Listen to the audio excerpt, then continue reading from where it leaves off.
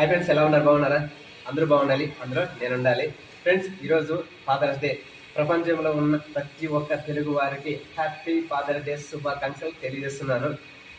ముఖ్యంగా మా నాన్నకి, నాన్న హ్యాపీ ఫాదర్ డే నాన్న. ఐ లవ్ యూ నాన్న. మా నాన్న నా హీరో. ఎందుకు ఈ మాట చెప్తున్నానంటే, నా చిన్నప్పటి సంఘటన ఒకటి మీతో పంచుకోవాలనుకున్నాను. ఫ్రెండ్స్, పల్లెటూరు అనక ఆవులు ఉంటాయి. అర్లీ మార్నింగ్ లేస్తానే మనం ఆవుల దగ్గర పేడకాలు తీసుకోవాలి, ప్లస్ కసు ఊడ్చుకోవాలన్నమాట.